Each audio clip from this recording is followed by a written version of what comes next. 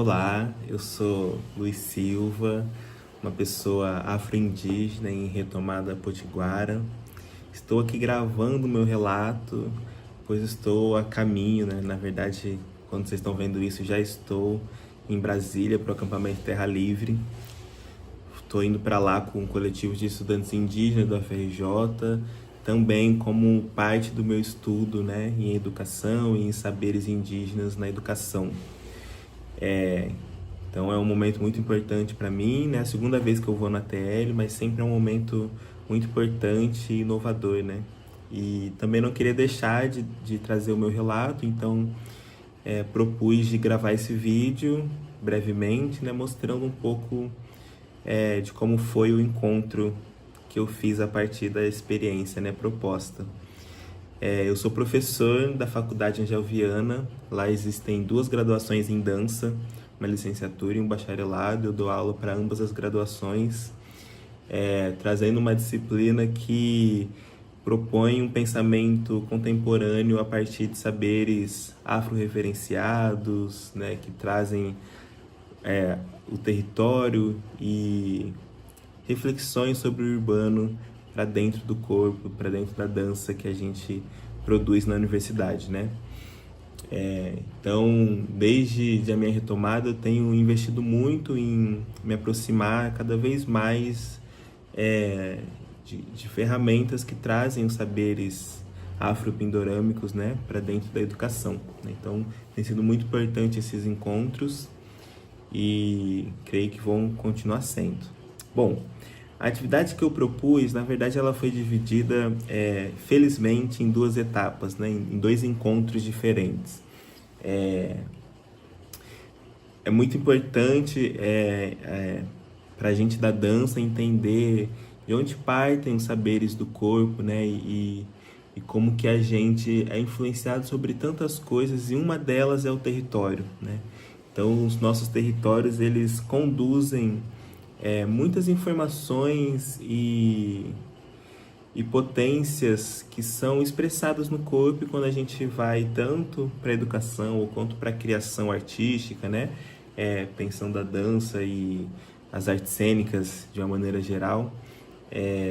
Isso tudo está muito presente, né? A gente não está separando essas coisas. Então eu tenho trazido bastantes reflexões para minha turma para a gente olhar para isso, né? E no primeiro encontro a gente discutiu bastante sobre as histórias, a importância das histórias no plural, né? E dos saberes dos territórios, também no plural, né? Porque o que a gente tem entendido, né, já há um tempo, e tem conversado isso com a minha turma e no curso, isso também fica muito evidente, é que tem uma tentativa muito efetiva, na verdade, né? Não é só uma tentativa, de fazer com que os saberes eles se tornem né, singular, né? Então as histórias também não são mais plurais, é uma história, né? Então a gente tem uma história do Brasil, tem uma história do mundo, né? E na verdade são várias histórias, e dentro de cada história também já tem várias outras histórias, né? Então é sempre muito plural. Então discutir de fato o que cada pessoa traz sobre essas histórias e como a gente pode olhar para os territórios e pesquisar sobre eles a partir de diversos olhares diferentes, né? Não ficar no que é o senso comum daquele local, né? E nesse primeiro encontro a gente já trouxe uma discussão muito forte sobre os saberes indígenas e como que... Esqueci de falar, mas eu resido aqui no Rio de Janeiro, né? Então a graduação acontece na cidade do Rio de Janeiro, mas tem muitos alunos do entorno, né, de cidades vizinhas aqui da capital, então acaba que é o encontro de pessoas do estado do Rio de Janeiro, né? E aqui a gente tem, na capital do Rio de Janeiro, tem uma aldeia em contexto urbano, mas nas cidades vizinhas tem outras aldeias que tem uma efetivação muito grande no encontro com as escolas, né, e com as universidades, então tem visitas, né? Então a gente conversou um pouco sobre isso, que cada pessoa sabe, né? E a maioria não sabe de nada, não sabia nem que existia, né? Então é um encontro, por mais que difícil, é muito interessante ver como que as pessoas se espantam e começam a perceber que na verdade não é aquela história que eles conhecem, né? Que tem muitas outras coisas que foram invisibilizadas. Então esse primeiro encontro ele girou um pouco em torno dessa reflexão e da gente buscar conhecer um pouco sobre esses territórios que a gente ocupa, na verdade, né? A aldeia que fica aqui em contexto urbano na capital, muitas pessoas passam próximo e acabam não sabendo que tem, né, uma aldeia ali. Então, conversou bastante sobre isso, experimentou um pouco alguns exercícios de contar as histórias e dançar essas histórias, né, em como que isso reverbera na nossa dança. Então foi um encontro bem bacana. Enfim, não consigo falar tudo aqui porque são poucos minutos, mas só contextualizando, né?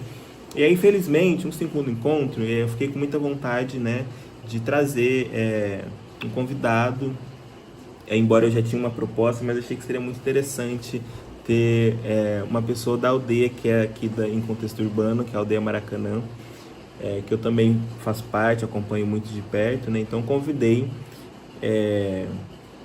para a liderança lá se eles poderiam estar numa aula, a gente fazer um encontro com eles, né? Expliquei que a gente já estava conversando sobre isso e eles toparam. Então a gente teve um segundo encontro com o Urutá Guajajara e a Potira Guajajara, que são aqui da Aldeia Maracanã, no Rio de Janeiro. Nesse encontro a gente já vinha falando sobre a dança, né? E tem um livro que chama Cantos e Encantos, que é da Universidade Indígena da Aldeia Maracanã, e que a gente já estava utilizando alguns desses cantos nas nossas aulas, né?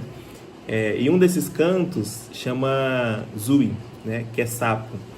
E ele tem uma dança circular muito bacana assim, de se fazer em coletivo. Tem um canto que ele vai também se repetindo, e o canto dele fala sobre o encontro dos sapos na lagoa, e como que cada sapo era diferente um do outro, e como tem essa pluriversidade, né, nesse encontro, enfim. E aí vai falando um pouco sobre essa circularidade dos encontros dos sapos na lagoa. E aí eu falei isso pro Urutá e pra Potira, e eles trouxeram esse canto para experienciar na vinda deles, né? Então teve uma roda de conversa com eles e também teve cantos e dança com eles, né? E especificamente eles explicaram a dança, mostraram como é cada fase, e foi bem gostoso de ver, porque é uma dança que é simples, mas que ela tem uma energia muito potente, né? Então, inclusive uma dança que eles falaram que eles fazem desde a infância até os adultos, porque ela consegue engajar de todas as formas, né? Foi um encontro bem bacana, bem potente, né? Foi muito legal poder conversar com eles, mas também poder cantar junto com eles, que tem uma melodia, uma rítmica muito diferente do que a gente está acostumado, né? E para os alunos foi uma intensa descoberta em ver como que a dança e o corpo, o movimento, né? Coisas que a gente estuda semanalmente na universidade, está tão presente na cultura de diversas etnias, né? Não só dos Guajajaras, que foram a etnia que eu convidei, né? Mas tantas outras etnias. Eu falei um pouco da etnia que eu estou em retomada, que é a Potiguara, né? Enfim, e comentei algumas outras etnias que eu conheço, tem algum material, né? A gente foi olhando como que é a dança nessas etnias e como que o corpo ele é muito presente, tem uma expressão, né? Tudo isso faz parte tanto dos rituais quanto do dia a dia, né?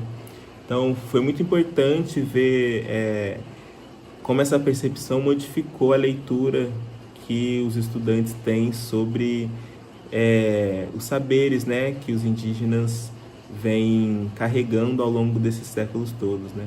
A partir desse encontro eles se investiram muito em procurar mais sobre isso, então foi uma coisa trouxe bastante motivação, e a gente entrou agora em um momento que ainda não se finalizou, mas é um momento de construção em grupos, né, que cada um vai se debruçar sobre um território para estudar, perceber o que conseguir em termos de saberes, de como que se expressa, quais são os cantos, né, e aí montar uma composição a partir disso, né. Só eu vou conseguir ver isso depois que eu voltar de Brasília, mas tenho certeza que vai ser muito incrível, porque a turma está bem motivada com isso.